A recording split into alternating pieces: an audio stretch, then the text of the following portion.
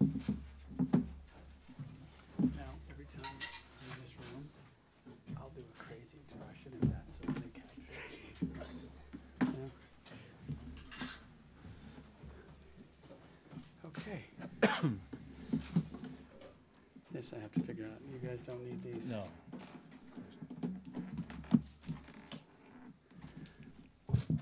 Okay, yeah, thank you everyone for being here. Bonjour. We are going to have a slightly different format. We would love to cover kind of the big topic of the Mercato, the events of last night, and just to keep things organized in a manner that we can be sure to cover all of the information relating to the Mercato. We'd like to start off with just a quick 10 minutes to talk about the Benrahma situation. This really was just going to be about football. I've asked Laurent to be here because he was sort of sitting in a front row seat of the events of last night, and he'll be able to provide some extra detail about what exactly happened and what we're doing about it. And then I think we'll take questions on that particular topic, maybe at most go 25 minutes. And then, you know, with respect to all of you, if you wouldn't mind, we would then like to kind of cut off the Benrahma topics and then move on to the rest of the Mercato. The Benrahma story looks like it'll be an ongoing story for, I don't know if it's, you know, several hours or a couple of days, but we certainly don't want to lose sight of the total picture of our football club by getting too much into a deep dive of the events of last night. Okay, anyway, with respect to Saïd Benrahma, I do want to make it clear it was not atypical of a long courtship of a player. You know, there's a lot that happened in the last hour, of course. There's obviously a lot that didn't happen in the last hour, but it was very much a normal recruiting. You know, we've been looking at the player for a long time. You know, I personally have been tracking him back to the days of Brentford. So have other people in our scouting departments at other clubs. David was very familiar with the player. Matthew Louis-Jean rated the player very highly. He was a target of ours several weeks ago, as some of you have reported and heard about. Things, you know, died a bit a few weeks back, as you know they tend to do, but the discussion of Saïd came up again, owner to owner. I was having some conversations with David Sullivan at West Ham. I think David has been terrific to deal with. We've had great conversations. Everybody wanted to see something get done for the benefit of our respective clubs, and also for you know, the player. And the player's situation at West Ham, and what we think would be a much better situation for him here. So all that happened over the last several days. Again, David was very easy to deal with. We reached agreement without great controversy, and we processed the movement of the player into the club. And so any sort of impression that this was a last-minute deal, you know, really we should disabuse ourselves of that notion. This was a very normal courtship between club and player, and a very normal dialogue from club to club. With that, I'm going to turn it over to Laurent, who can give you a bit more of the specifics about what we did with the player and the club on a contract basis. Bonjour à tous. Effectivement, merci John. Et moi, je vais juste intervenir pour parler de la procédure et de tout le process qui s'est passé hier. C'est un process qu'on avait anticipé depuis longtemps, puisque, comme vous l'a dit John, David et Mathieu Louis-Jean s'intéressaient à ce genre depuis bien longtemps. Donc, mes équipes et moi, on était en contact notamment avec la Ligue, avec la DNCG, donc tout avait été préparé. Et pour entrer plus spécifiquement dans les détails, hier soir, tous les documents ont été signés. Et quand je dis tous les documents, je vais même vous les détaillé. Le contrat de travail de Saïd Benrahma a été signé par Saïd. La convention de transfert a été signée entre West Ham, par West Ham et par l'Olympique Lyonnais. L'avenant de suspension, donc la suspension du contrat de travail de Saïd Benrahma à West Ham a été signé par le joueur. Les conventions d'agents ont été également signées. Donc, je me permets de donner tous ces détails parce que tout a été extrêmement bien fait, suivi dans l'ordre. Et tous ces documents ont été envoyés à West Ham dans les temps pour qu'ils puissent ensuite remplir. Alors, je vais être un peu spécifique pour que le transfert se fasse de façon vraiment opérationnelle. Une fois que tous ces documents sont signés, il faut remplir des informations dans un système informatique qui est géré par la FIFA, qui s'appelle FIFA TMS. Et en fait, nous, l'Olympique Lyonnais, remplir ces informations et West Ham doit également remplir de leur côté des informations. Et en fait, le système doit matcher. Et à partir du moment où il y a un match, alors le joueur est transféré. Et donc, nous avons envoyé dans les temps tous ces documents à West Ham. Parallèlement à ça, tous ces documents ont été envoyés à la Ligue de football et la commission juridique de la Ligue a validé tous ces documents. Puis la DNCG, parce que moi je suis en contact direct avec la DNCG et constant, tous les jours on discutait avec la DNCG, donc ils ont validé les documents en très peu de temps. Donc tout a été fait. Nous avons rempli, informé toutes les données dans ce système TMS et on a attendu. Et là, on a attendu et il fallait absolument que le match ait lieu à 23h. Le matching des informations ait lieu avant 23h59. Et j'étais avec David, on était avec David, le joueur, sa famille. C'est ça qui est assez important, c'est que la famille était présente. David a passé son temps à appeler ses homologues à West Ham, qui nous disaient oui, on est dessus, on y travaille. Et à 23h59, rien n'a été... on s'est rendu compte que West Ham n'avait même pas essayé de remplir les informations dans le système TMS. Donc voilà, on ne peut que constater la volonté de West Ham de ne pas procéder à ce transfert. Est-ce que, David, tu veux peut-être rajouter? Pardon, John. Yeah, I agree with everything you've said. I do want to clarify one thing that I think David will go into greater detail. We did wait, and we did wait, and we did wait, but that's not all we were doing. As David will lay out for you, and as we've laid out in our appeal to FIFA, we weren't just waiting. We were constantly communicating. David was directly with the sporting director, with the club secretary, and we were getting responses back that the match was pending. So, why don't you dive into that? Je n'ai pas grand-chose à ajouter, hormis que c'était une situation assez spéciale, parce que, comme l'a dit Laurent, pour la première fois, le joueur était présent. Donc, il voyait l'écran FIFA. Évidemment, à partir du moment où on a rentré toutes nos données à l'intérieur du TMS, on était dans l'attente, et cette attente, on a fait en sorte d'essayer de l'accélérer en appelant constamment nos homologues jusqu'à 23h59 sans réponse, sans match, parce que la réponse, il y avait un dialogue constant avec eux, mais ça ne l'a pas fait pour le match à 23h59, à notre grande déception. Si je peux juste me permettre de rajouter quelque chose, d'un point de vue émotionnel, c'était assez impressionnant de voir le joueur, de voir sa famille, de voir sa mère en pleurs. Il rêvait de venir jouer à l'Olympique Lyonnais et vous pouvez imaginer le désarroi. Il rêve toujours. Il rêve toujours, bien évidemment. Et vous pouvez imaginer le désarroi du joueur, de sa famille, de sa maman dans une telle situation. As far as what happens next, actually, I would ask you to go a little further and talk about the process, Laurent. Alors, effectivement, nous avons immédiatement engagé une procédure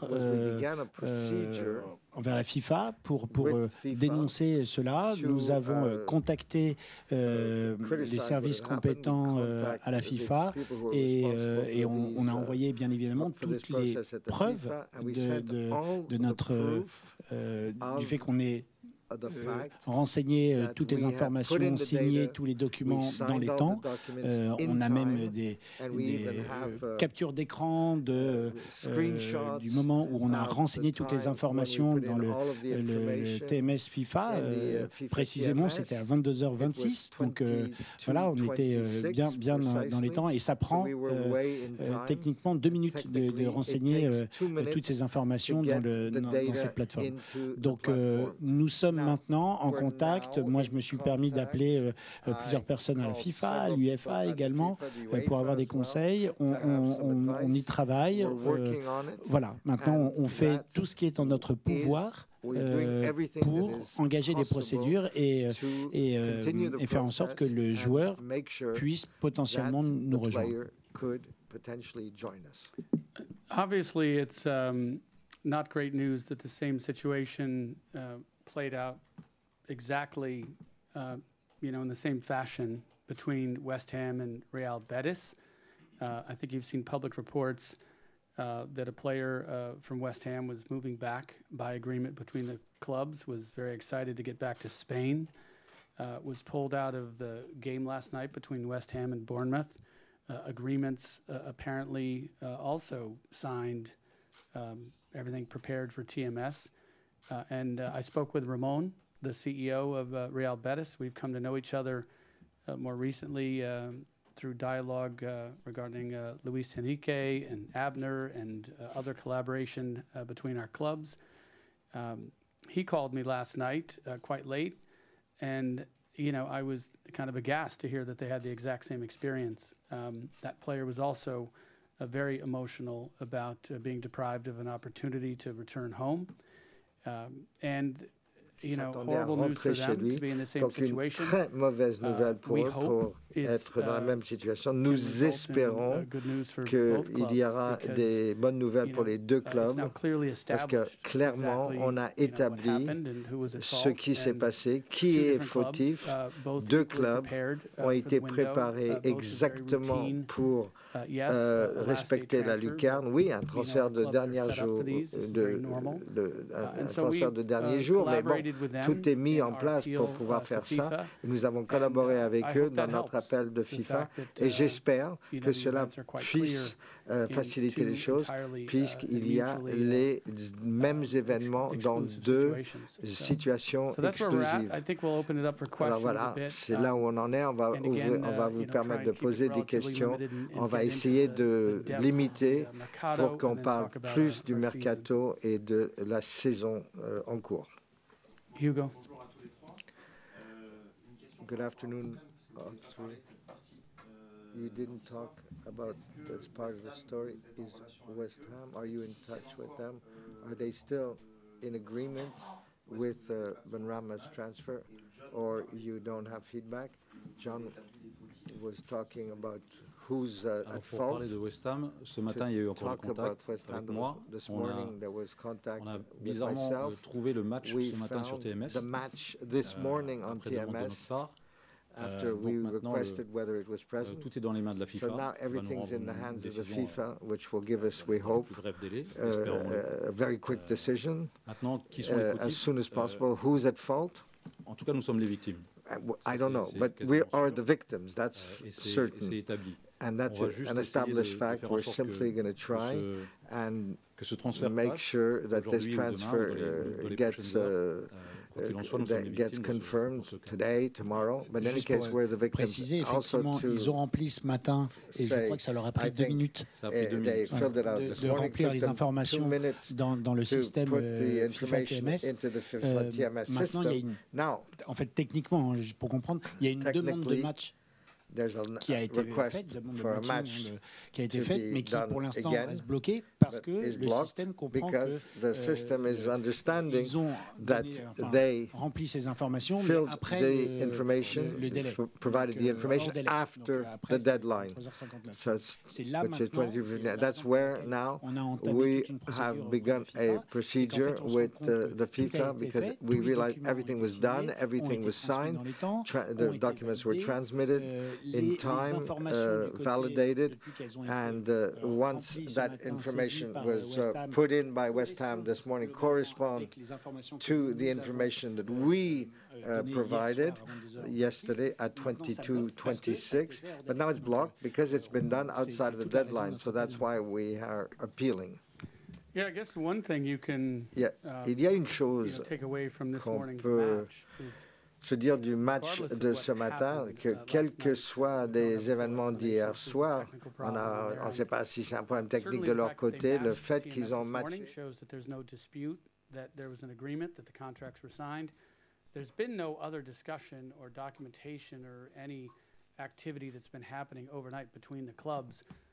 So the fact that all of the documents that were signed and uploaded, by us to TMS, an hour and a half before the deadline, that the next act that happens is we wake up this morning and we get a match on the TMS, that's at least confirmation that West Ham knows there was a deal. There was always a deal. So I think it would be great if FIFA, really think about the circumstances, the impact on the families, the impact on the clubs.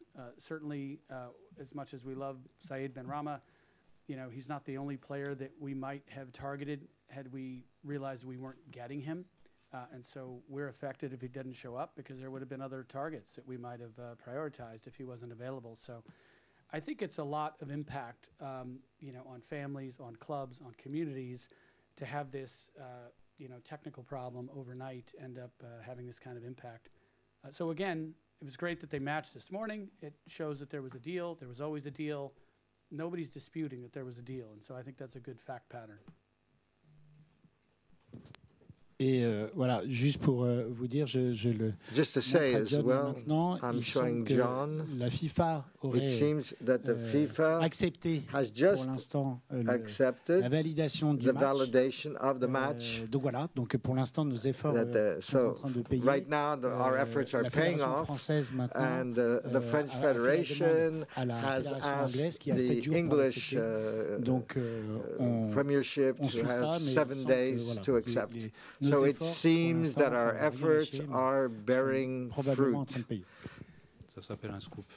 So it's called a scoop, guys. It's it happened right here, and there was a fair amount of sentiment coming into today's press conference, opinions of the French versus those in the UK. So let's at least hold those for now, because we're asking for the help of the FA to get this deal done. Laurent, I understand that the English killed Joan of Arc, but we're not going to talk about that today. We're just going to hope we get a good result. So that's very good news. Okay, does that leave us anything to discuss then? Well, next question. Other questions, yes. Is Saïd Benrahma still in Lyon, or has he gone back? Is he around?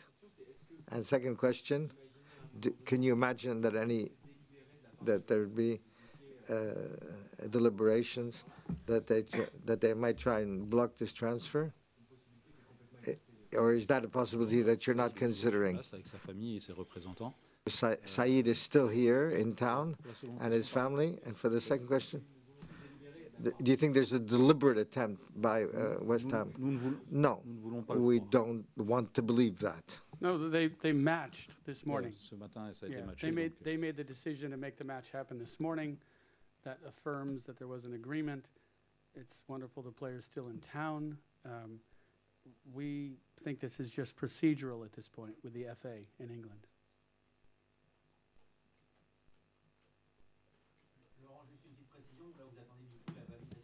So asking, maintenant c'est la validation de la fédération anglaise qui valide ça auprès de la fédération française. Which has to validate that with the French Federation, but the FIFA, for the time being, has accepted our appeal. Is that the most important obstacle? Oui, absolument. Oui, absolument. Yeah. Yes, of course. It's the same process of what should have happened yesterday evening. Once FIFA has the match in TMS, then there's a procedure. It's a normal procedure to have the CIT. Okay. Anyway, thank you. Obviously, that's great news, at least in terms of the procedure we were hoping would bear fruit. And I'm going to turn it over to David, who's going to talk about the overall goals of the Mercato, the squad, and how we ended up. I think he'll have a discussion of the athletes that came in and plans for the team going forward. So, David. Donc, merci, John. Thank you, John. There have been two stages in December to try and get as many points as possible to get out of last place. So that gave us 3 weeks or a month to get to this winter break in better conditions. Let's say. The second stage was with the Mercato, and since December we targeted our needs, which were clearly shared by everyone in the club. 3 offensive players, 3 midfielders, a central defenseman, and we wanted players who could impact the starting team and the main lineup. And if we go to the various individuals, we talked about Saïd Benrahma, the 2 others, players who have Malik Fofana and Guy Torman, both of them from the Gantoise. I think John expressed himself on that subject, the fact that we're investing in young players. Sometimes there are opportunities we have to seize. We never can master the clock, so to speak, and what happened with Saïd Benrahma, we want to sign the players at the beginning of the Mercato after 3 days, and then they're here to work with us. That's not how it always works. So we have to seize the opportunities and live with the timing that we have. Then when it concerns the midfielders, the priority, Matic, and we followed this whole episode, which took a long time, that was resolved intelligently with the Rennes people and with our players and with our team. So things went really well. And of course, we brought yesterday, on the last day of the Mercato, Mangala from an international Belgian from Nottingham Forest, which will be a strong force in the midfield and will strengthen us in that area. At the beginning of the Mercato, with deals that we had already anticipated on, we run in the Sun, to go into the rotation of the central defense, and de Cara Perry, who joined us as a goalkeeper.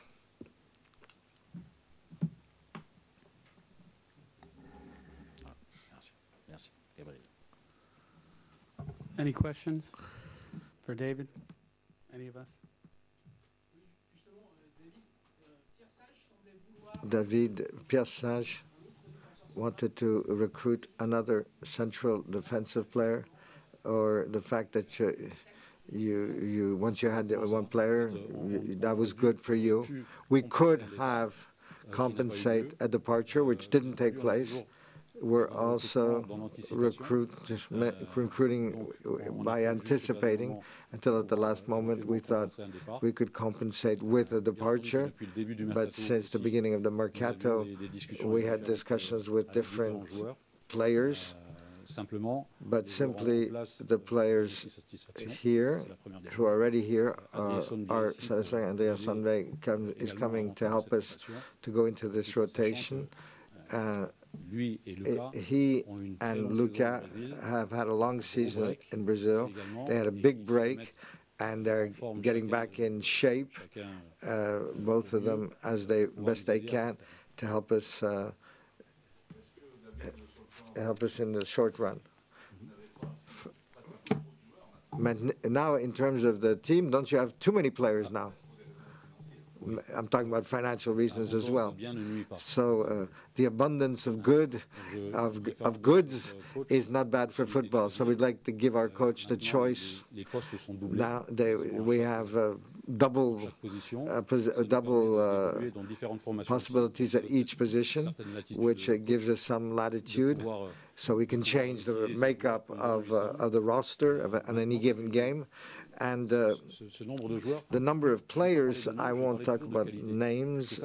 I'd like to talk about qualities. When you have a significant number of players, the players who've come in, now we think, all of us, we share the fact that all added value, and they'll bring quality, more quality, and competition and emulation. And we see that over the last few days in the training. The players are doing the training and the competition, we hope, in a different way, in a more competitive way. Talking about added value on your roadmap. What does it give you in terms of reinforcement beyond the competitive aspect? Now, the added value is of several types. You can have an added value technically, physically, experience, and each recruitment, we have these different characteristics. We have Malik Vanana, Gift Orban, who give us depth. We have a true experience and Nemania's presence. Aurel, who has just come in, is an international player and was a member of the Premiership. Adelson, Lucas Perry, both are international Brazilian players. So we're going for this added value in different ways, and we think the players that we have now will respond and prove that added value.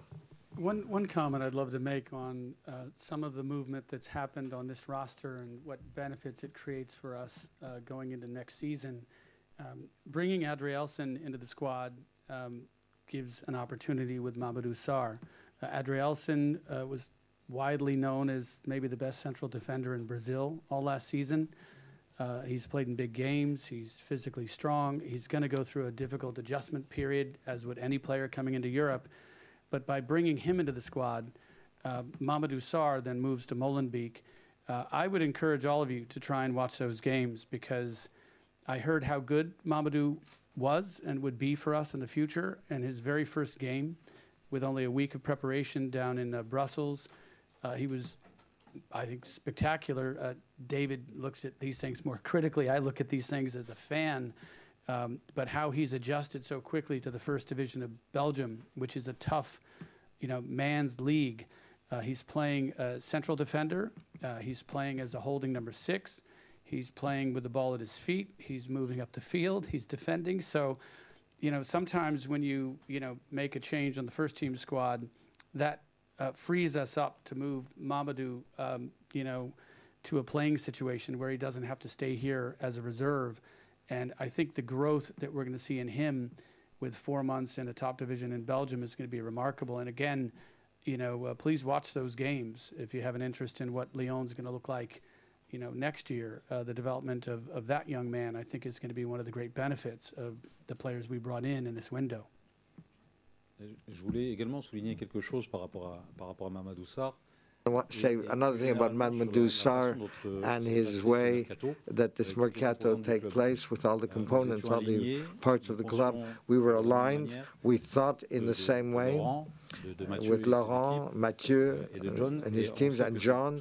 And I know it's always difficult because John lives in the United States. And for Mamadou Sarr, we didn't sleep a lot because we had to take calls in the middle of the night. But John was getting up at 3 or 4 in the morning to look at videos, and one of them with the family of Mamadou Sarr, and to explain why it was great for him to go to our little brothers at Molenbeek. And I think it's one of the moves that will be really significant for the Olympique Lyonnais history, because it opens a new avenue, and Mamadou has gone there a few days ago, and he has 3 matches And just in 3 matches at Molenbeek, he progressed incredibly and playing really well in the first division in Belgium. And to say the fluidity between the different parts of the club, and I forgot to cite Pierre, it happened really in a very fluid way. And despite the time differences with John, he was always available because, you know, in a Mercato period, every bit of timing, every moment is a key.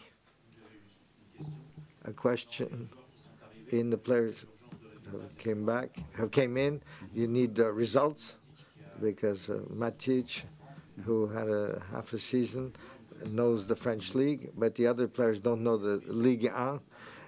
Is there a risk of the adaptation time? I can understand that question, but they come from championships that are highly competitive. The Belgian players, for example, Nemanja, for example,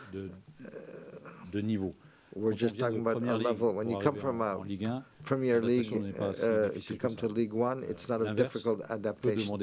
The other way around maybe needs some adjustment. I'm thinking also, like John was saying, Adrielson, it might take a little more time, but that's normal. With a long period of a lot of games, a lot of matches in Brazil, a huge break where he had to redo the preparation like Lucas Perry, but we know about this behavior, and we'll give Adrielson the time to acclimatize himself, to get used to being here. In the financial terms, so clearly you have money, but you've respected the envelope that you allowed, and it's allowed you to invest fully in this mercato. And so what do you expect? He didn't finish his question completely, I have to say. The question wasn't perfectly translated in my ear. It's the first time our translator's ever failed. I was apologizing to my left ear. No, okay, you're being very polite. Part of the question?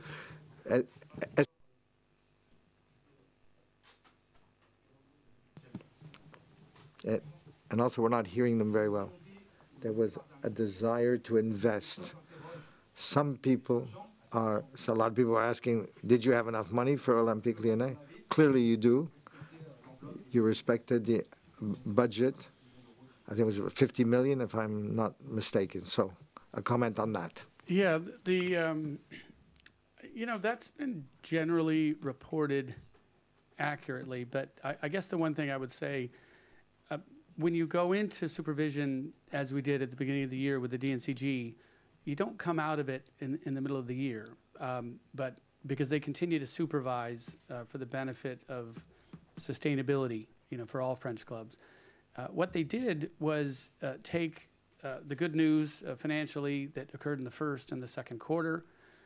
It was not only the high amount of profitability we had in the first quarter of this particular calendar year, it was the beneficial refinancing, the very complicated group of banks that were streamlined into a highly rated financing that was respected and obviously attractive to the large financial institutions that did our refinancing.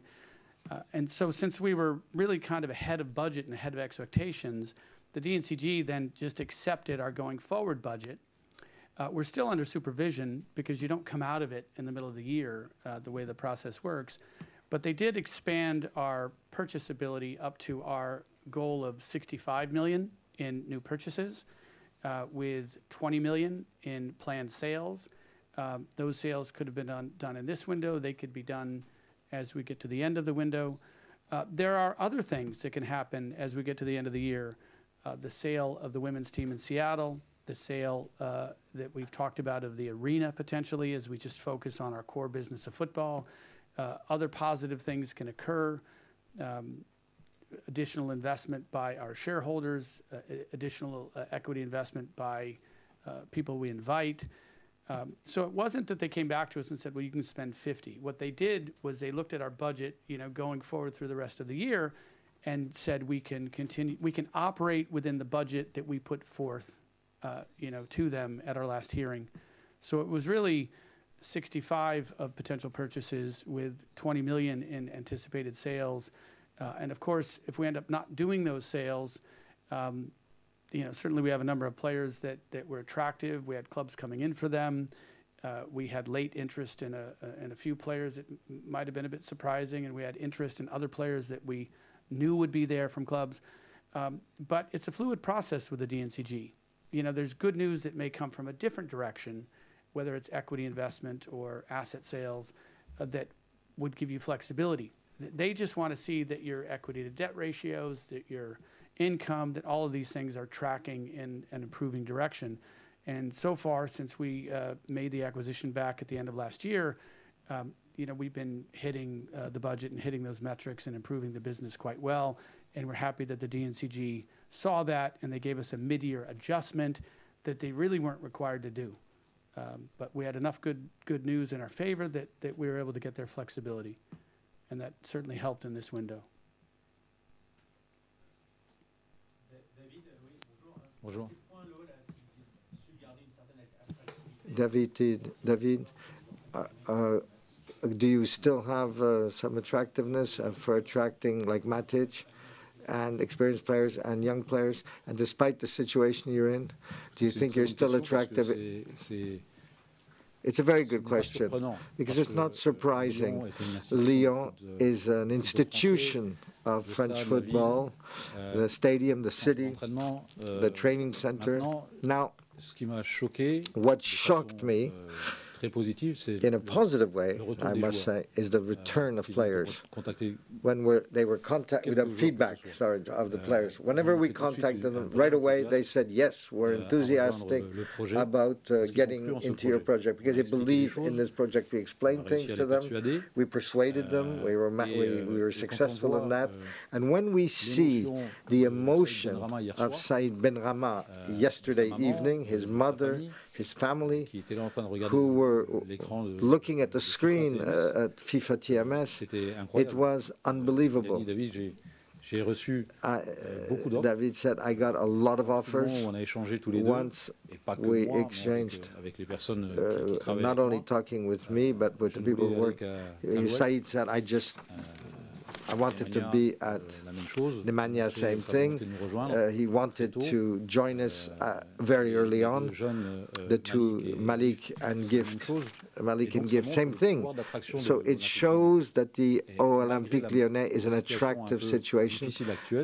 Despite the difficult situation we're in, it's a real positive point. With this recruitment, do you think you have the assets to save the season? Yes, but that's exactly what I was saying. There's something really important to understand. Since December, we are on a mission. We're not saved yet. We're trying to build a team. We're building a team to give our coach the best possible resources for good results.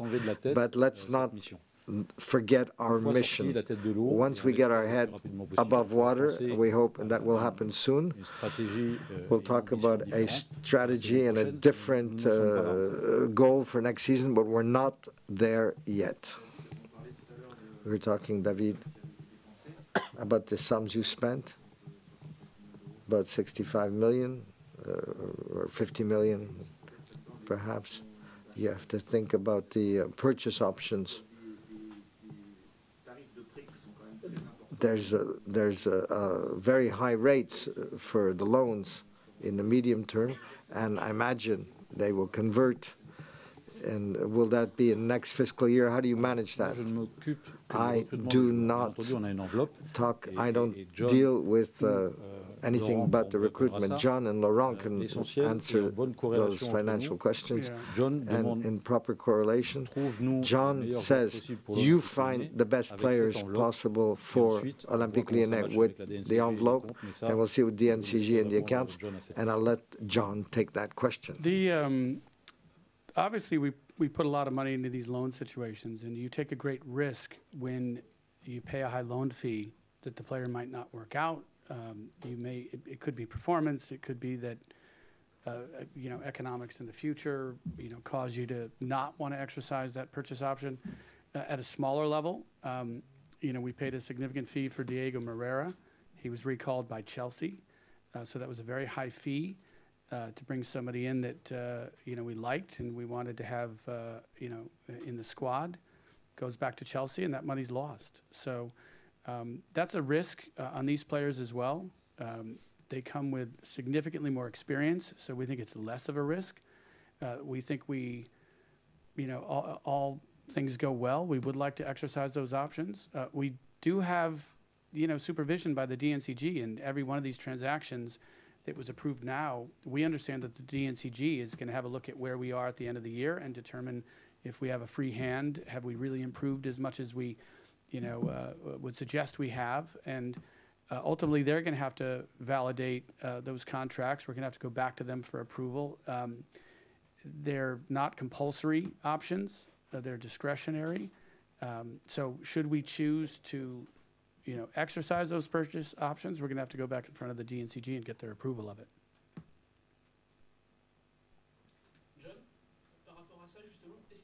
John, are there obligations to sell players between the 30th of June, before the end of the fiscal year, to be within budget? As I said, there are a lot of ways that you can get to within budget. They look at your equity to debt ratio, your income levels that contributed to improved equity. So whether you sell, 20 million of players to hit the number, or you do better than you expect on the sale of the women's team in Seattle, or you do better than you expect on the sale of the arena, or you bring in additional capital from our partners, from myself. There are many ways to cover that 20 if we decide, well, we don't like the value we're being offered for a player, or we like that player, for the squad to stay. So, the DNCG really looks at a lot of numbers that come together and how they impact the bottom line. And you can certainly substitute, a benefit that's a surprise and one line item that may, overcome a deficiency in meeting your budget in another line item. So it's not a huge number to cover. That we, buy 65 and sell 20, because we already have a certain amount of interest in smaller numbers for some of our players. Some of that almost happened in this window. Some of it might happen as we go into the next window. But the budget is a fluid organism. It's a piece of paper. It's the business itself that's the organism. But there are many ways that you can hit those numbers, and we go back to the DNCG and show that we performed.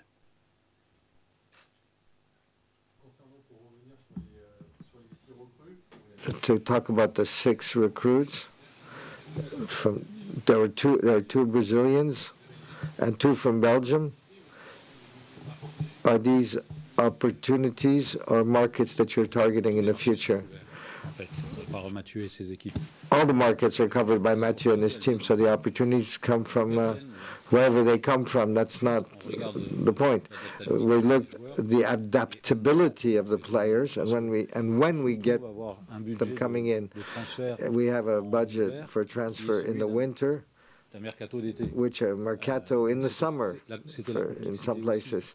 So that was the complexity to go into that market, because it's not an easy market. It's an adjustment market, and the price is not the same as the summer, because you have more time to recruit and to negotiate. Here, we managed to do what we wanted to do with the budget we had, and obviously we seized the opportunities that we've talked about already. David, you want to see some good players to reinforce the team? What about their state of mind? Because we talked a lot about the locker room, and are they really in that spirit? Yes, absolutely. In the recruitment, we look at the qualities of the player, but what they can bring us at other levels. And the professionalism is very important, their mentality, their mindset, their attitude, and we have heard and read some things with Lacazette having rectified these things. We have to understand that what's happening now with the players coming in is that we have to welcome them in the best possible way, but it creates an emulation of positive competition. So on the networks and in the press, we try to invent the things that might not happen before. And humor is part of the game, you know, and it's part of the life of a group as well. John, did you really? I'm sorry, I didn't hear the question because of the mic. I think you got it. All right, yeah. Okay. So that's a question that can be described with one word. So, look, I've encountered this situation before. You know, I call these the 1% possibilities. And, you know, going after somebody like Karim Benzema, for those of you that didn't hear the question, I can promise you it doesn't distract the football department. It didn't take any of David's time, didn't take any of Laurent's time. But if we're not mindful of those situations, those special moments where the stars can align and you can get a great talent that you didn't think was possible to bring to the club, if I'm not paying attention to that, I'm not doing my job for this club. So I'll waste time jousting at windmills and going after these sort of crazy scenarios from time to time, so long as it doesn't really distract from the core mission, you know, every day here at the club.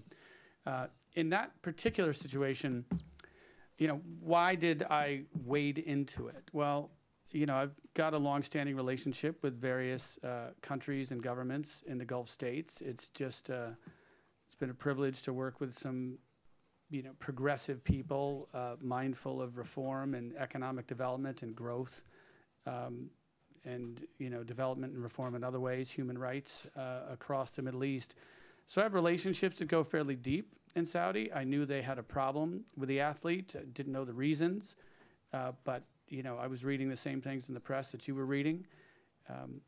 And look, there's a possibility that a strategic relationship that was formed well before we bought this club, relationships that were formed well before I showed up here in Lyon, might create a situation where, you know, I could have helped, you know, Saudi, and I could have helped the PAF and players in the PACE program, as it's called.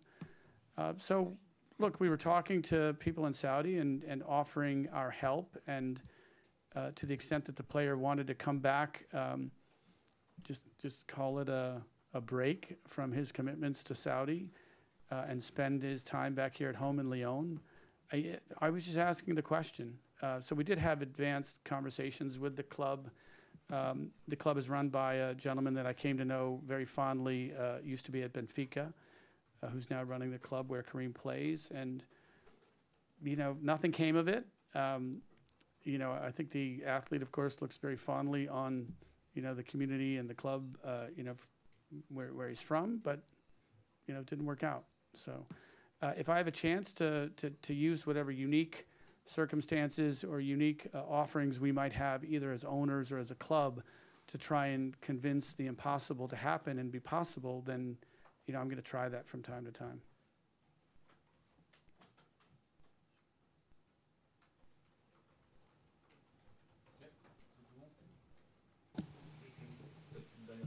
Maybe one last question for John Textor.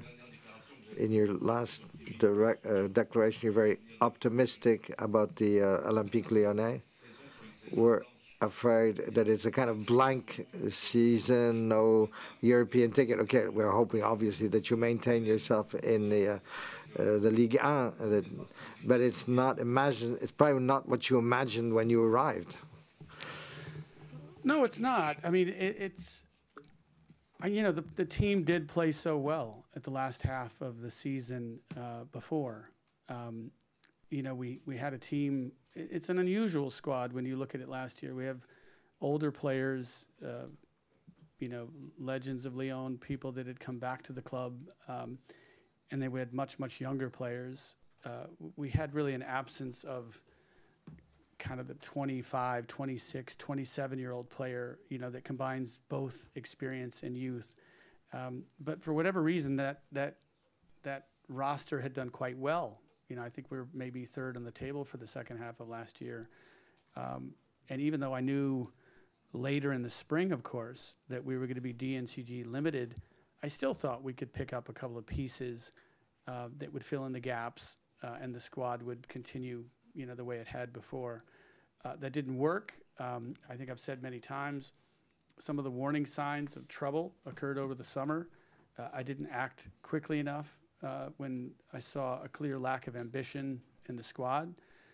That made for a very, very difficult change. I mean, almost nobody, wants to come into a situation where you've lost so many games off the first 6 or 7 games, and it's just an impossible time to make a coaching change. You can bring in the greatest coach and the greatest person, and to try and do that, with the locker room, everything from the locker room to the playing style to the strategy, tactics, very difficult. Look, this is a club that should be in Champions League. It's a club that should be in Europe. The transition, into ownership and leadership here was very, very difficult. I still never believed that, we would have a relegation problem. I'm the owner. I get to think that. I know the fans and everybody wants to hear me say, well, yeah, we have a problem because, everybody needs to fight. And, well, that's for the coach and the locker room to worry about. I've just never seen a team of this quality that's able to go out and play so well and challenge top competition that's now been bolstered by athletes which are going to bring even more quality, into the locker room. It's just my perspective on life. We look up the table. We don't look down the table. I didn't think we had a maintenance problem at the beginning of the season. I said it the other day, I think we're getting better, every day as a squad. We're getting better every day with the players that we're bringing in. We're getting better every day with the coach as he's sort of settling into his job, doing quite a good job, I think. We've had some unlucky breaks, recently, and we've had some games where we just didn't show up at all. So we're still oscillating, in a way that's concerning, of course. But yeah, I think we're going to be fine this season. I think our ambitions for Europe are the coup de France, and we have a team that's capable of winning it. Others do too. So, you get into single games and, that's not much to rely on. And then next year, we certainly need to be challenging for Europe from the very first game. We need to do a better job over the summer, have less turmoil. And I think certainly we're set up for that. Jean-Michel and I certainly have gotten over a lot of the awkwardness of our early relationship. I think that's important to the club. I think from coaching to locker room, I think stability is really important. So I expect to have a much less tumultuous summer. But before we get to talking about next year, I think we still have a lot of dragons to slay this year, and I'm looking forward to the second half of the season.